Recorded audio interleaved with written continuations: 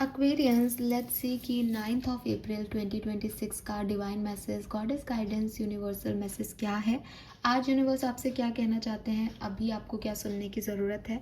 आज के दिन जो भी सिचुएशन आपके सामने आए उसको किस तरह से डील करना ठीक रहेगा, और क्या करना चाहिए, क्या सुनना चाहिए आपको आपकी लाइफ की किसी भी सिचुएशन के रिगार्ड में। ओके, सो सबसे पहले देखते हैं कि 9 अप्रैल 2026 का ओवरऑल एनर्जी क्या है। एक्वेरियंस, आज के दिन की ओवरऑल एनर्जी क्या है for you. Thank you so much. Overall energy for Aquarians, thank you.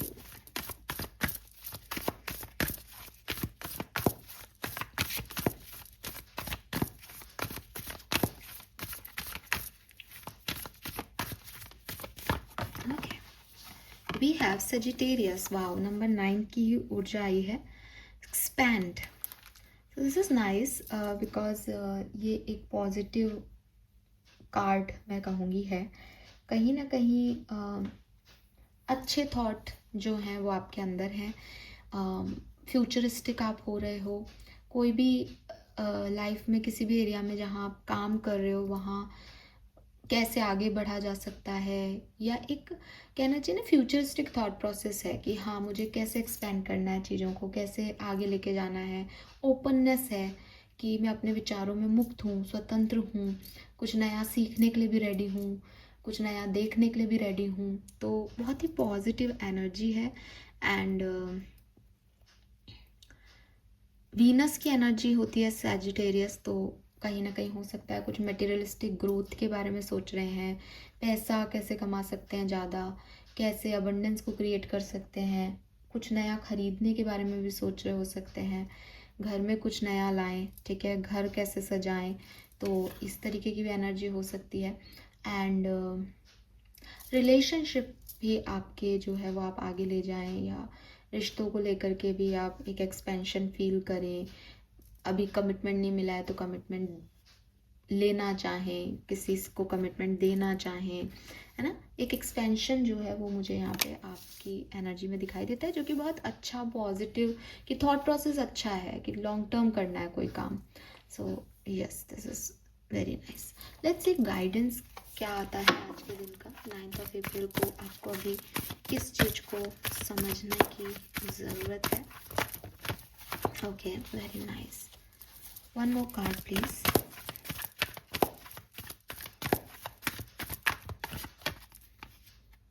One more card please. ठीक है, एक कार्ड एनर्जी और कल से लेंगे। गाइडेंस फॉर एक्वेरियंस 9 अप्रैल। ठीक है, एंड सबकॉन्शियस माइंड की एनर्जी क्या कहती है। wounded healer. Okay, all right, perfect. We have broken heart. Number 9 ही आया है अगेन। ओके, मुझे लगता है आप में से काफ़ी लोगों के ना आज रीयूनियन होने वाले हैं। Time for a nap and to be fair. वाह, क्या कार्ड्स हैं, lovely. 9 9 1 1 6 69 and wounded healer. All right, बड़ा अच्छा जो है वो न्यूमरोलॉजिकली बहुत अच्छा है। बॉटम में यहाँ पे एडजस्टेंट पॉसिबिलिटीज एंड लो 2424 66। वाह यार, क्या नंबर्स आए हैं यहाँ पे। 69 69 9966 और 38 इज 11 11। तो नंबर तो यही सिग्निफिकेंट है, और ये कोइंसिडेंस नहीं है एक्वेरियस, ये सिग्निफिकेंस है कि आपका यूनियन होने वाला है। ठीक है, तो उन लोगों के लिए तो बहुत अच्छे एनर्जीज हैं जो कि वुंडेड हैं, ब्रोकन हार्ट लेके घूम रहे हैं। या तो आपका सेम पर्सन के साथ जो है वो यूनियन हो रहा है जिससे आप हील हो रहे हो, और मतलब पॉसिबिलिटीज़ हैं। मैं प्रिडिक्शन की एनर्जी में नहीं हूँ, गाइडेंस ही दे रही हूँ, लेकिन हाँ इसी वजह से एक्सपेंशन की ऊर्जा आ रही है, एक रीज़न हो सकता है। और या फिर कोई और एनर्जी आपकी लाइफ में आ रही है जिससे जो आपके पुराने घाव हैं वो फाइनली भर रहे हैं। एंड कुछ चीज़ें जो टूटी हुई थी, बिखरी हुई थी, फाइनली आप उनमें एक पॉसिबिलिटीज़ देख रहे हो। फाइनली आपको लग रहा है नहीं, ये चीज़ें इतनी भी ख़राब नहीं है। 6-9 की एनर्जी भी यूनियन को, स्पिरिचुअल यूनियन को दिखाती है, हीलिंग को दिखाती है। तो ये एनर्जीज़ यहाँ पे प्रेजेंट है। 1111 भी आपके मैनिफेस्टेशंस के फुलफिलमेंट को बताते हैं। तो अगर आपने कभी चाहा कि मेरा डिवाइन पार्टनर मेरे साथ हो, तो वो हो रहा है, उन्हें भी असर हो रहा है ना। ऐसी एनर्जीज़ यहाँ पे हैं। नाउ यूनिवर्स आपसे क्या चाहता है इस पर्टिकुलर टाइम पे? अगर कोई रिलेशनशिप नहीं है या कोई और नॉर्मल बात अपन करें, तो अपन को यूनिवर्स क्या समझाने की कोशिश कर रहा है? सबसे पहले तो मुझे जो मैसेज यहाँ पे मिलता है आपके लिए, वो ये कि अगर आपको ऐसा लगता है कि आपने किसी पर्टिकुलर सिचुएशन में बहुत मेहनत की, या एक रिलेशनशिप में बहुत गिवर रहे आप, जब आपको लगा कि यार मैंने तो उस सिचुएशन में बहुत कुछ किया, ये भी किया वो भी किया, लेकिन मुझे जस्टिस नहीं मिला, मुझे बैलेंस नहीं मिला, तो आपको ये समझने की ज़रूरत है कि यूनिवर्स उस टास्क को, उस सिचुएशन को कभी भी अनफेयर मैनर में डील नहीं करेंगे। दो ही चीज़ें हो सकती है, या तो आपका जस्टिस पेंडिंग है, ठीक है, और आपको एक समय पे वो मिल जाएगा, क्योंकि ज़रूरी नहीं है कि जब आप चाहो तभी जस्टिस हो, या जस्टिस हो चुका है फेयर मैनर में, लेकिन शायद आप उसको फेयरली नहीं जज कर पा रहे हो। लेकिन यूनिवर्स इनजस्टिस नहीं करेगा कभी, ठीक है। सो आपको यही कहा जा रहा है कि अगर आप सही हो, आपके कर्म सही रहे हैं, तो आपको परेशान होने की ज़रूरत नहीं है। जब टाइम आएगा आप देखोगे कि आपके सही कर्मों का जस्टिस आपको मिल गया है। अगर आपने कुछ गलत किया है तो भी ध्यान रखें कि कर्मों के खेल से कोई नहीं बचता। तो अगर आपको लग रहा है कि यार कुछ चीज़ें मेरे साथ लाइफ में ख़राब हुई हैं, तो ज़रा पलट के देखें कि क्या हमने गलती से भी किसी और का कुछ गलत तो नहीं कर दिया था। बिकॉज ये जस्टिस है, ये कार्मिक लेसन्स है, ये कर्मा वापस आ रहा है आपकी तरफ। आपको किसी भी तरीके से परेशान होने की ज़रूरत नहीं है, ठीक है। एंड अगर कभी आपने सोचा कि लाइफ मेरे साथ बहुत अनफ्रूटफुल रही है, या लाइफ ने मुझे हमेशा ख़राब ही समय दिखाया है, या शायद मेरे पिछले जन्म के, जैसे मैंने अभी बोला भाई आपका कर्मा है, तो आप अभी मन में आया तो भाई मैंने तो सारे पाप ही किए हैं जो मेरे को ये सब मिल रहा है, अगर ऐसा कुछ आप सोचते हैं अपने लिए, तो यूनिवर्स आपको ये भी मैसेज दे रहा है कि हर चीज़ का एक टाइम होता है ना। जस्टिस का एक टाइम होता है।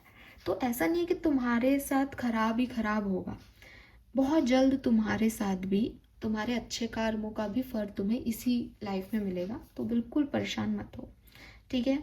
एक ही चीज़ यहाँ पे सर्टेन है, वो है फेयरनेस, ठीक है। अगर तुमने अच्छा किया है तो तुम्हें अच्छा मिलेगा भी, और जो कुछ भी यहाँ पे तुम्हारे साथ हो रहा है वो तुम्हारा कर्मा है। इस चीज़ को याद रखें और आगे भी अच्छे कर्म करते जाएं, ठीक है। अपनी काइंडनेस रखें, करेज रखें, एम्पैथी दिखाएं, क्योंकि ये कभी भी वेस्ट नहीं होंगे एक्वेरियस। समय आने पे इनका रिटर्न आपको ज़रूर दिया जाएगा, ठीक है। ये चीज़ आप हमेशा ध्यान रखें। अगर अभी कोई आपको वैल्यू नहीं कर रहा तो कोई बात नहीं, आपको उससे वैल्यू मिलेगी या नहीं ये कोई गारंटी नहीं है, लेकिन आपकी लाइफ में ऐसे लोग ज़रूर आएंगे जो आपको ये वैल्यू देंगे, क्योंकि यूनिवर्स का लॉ है गिविंग और रिसीविंग। अगर आप किसी को अच्छा देते हो तो आप अच्छा रिसीव करोगे ही, इसके अलावा कोई चॉइस नहीं है। और यूनिवर्स इंसान नहीं है कि वो सोचेगा कि नहीं मेरे को इसको नहीं देना, वो तो प्रोसेसिंग में चल रही है ना चीज़ें। तो आप कभी भी ये मत सोचो कि मैं अच्छा कर रहा हूँ, अच्छा कर रही हूँ, लेकिन ये जा नहीं कहाँ रहा है, मेरे पास तो नहीं लौट के आ रहा। इंटेंशन प्योर होंगे, अच्छा कर्म होगा, वो लौट के आएगा, ठीक है।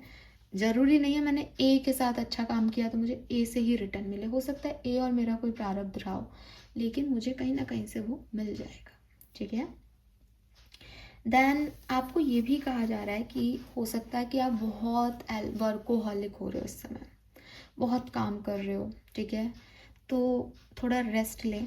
भगवान आपको आगे बहुत सारी पॉसिबिलिटीज़ और अपॉर्चुनिटीज़ देगा जहाँ आपको काम भी करना पड़ेगा।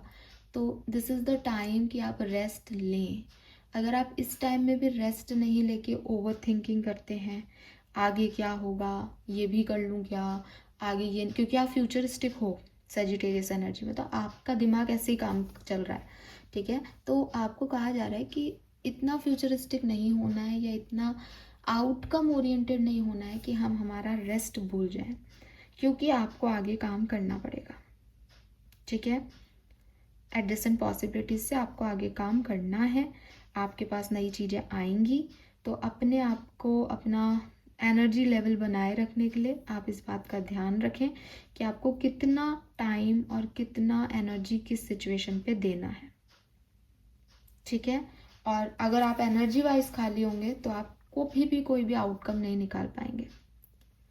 और अगर आपको लगता है कि अरे मैं नहीं करूँगा तो क्या, कौन करेगा, मुझे ही करना पड़ेगा, तो ये आपका ईगो है। आपकी वजह से दुनिया नहीं चल रही है, सब भगवान करा रहे हैं, सब स्पिरिट की मर्जी से हो रहा है। एग्जॉशन करके और आप किसी चीज़ तक पहुँचो, कोई मतलब नहीं। क्या मतलब ऐसी मंजिल पे पहुँच के कि मरे मरे से वहाँ पहुँचे हो। So don't let your ego keep you going full speed. Rest करना ही समझदारी है। और अगर आप कुछ नहीं कर रहे हो तो आप भविष्य के बारे में सोचें, लेकिन जल्दबाजी नहीं करें उस चीज़ को पाने की, वो स्लोनेस में ही मिलेगी, ठीक है। हाँ, कि आप खुद को बीमार नहीं करना या किसी चीज़ से ओवर एक्साइटेड होकर उसको बिल्कुल एकदम अटैक नहीं कर देना, ठीक है। यस, एक ब्रेक की मुझे यहाँ पे आपके लिए ज़रूरत लगती है, हीलिंग की ज़रूरत लगती है। तो यस, हीलिंग करें खुद की। वुंडेड हीलर से the wound is the place where light enters you, empathy, healing, purpose.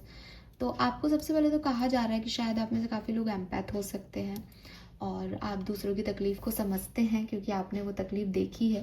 तो ये आपका लाइफ पर्पस हो सकता है। इससे आप ऐसे मत सोचें कि मैंने तो इसकी इतनी मदद की, मैं तो इसको इतना समझता हूँ, ये तो मुझे नहीं समझता। वो नहीं है एम्पैथ, आप हो एम्पैथ, ठीक है। और ये भी नहीं सोचें कि अब मुझे भी कई बार ऐसा लगता है कि अरे ये क्या है, आए, हीलिंग कराई खुद की और निकल लिए, मेरा तो सोचा ही नहीं। द थिंग इज़ कि ब्रोकन सोल्स जो हैं वो हीलर्स के पास अट्रैक्ट होती ही हैं। तो जब वो ठीक हो जाती है, हील हो जाती है, तो उन्हें किसी हीलर की ज़रूरत नहीं, तो वो जाएंगी ही। आप उनसे अटैच नहीं हो सकते हो, ठीक है।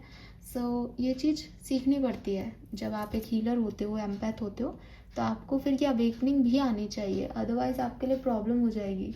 क्योंकि हीलिंग एनर्जी शुरुआत से है मेरे में, तो उस समय मुझे यही लगता था कि यार ये सब दुख भरे लोग आते हैं, अपना ठीक होते हैं और फिर ये तो मेरे को पूछते ही नहीं है ये क्या है। फिर मेरे को बाद में स्पिरिचुअल जर्नी पे ये चीज़ समझ में आई कि वो नहीं है ना हीलर, तो वो मुझे थोड़ी हील करेंगे या मेरी थोड़ी समझेंगे।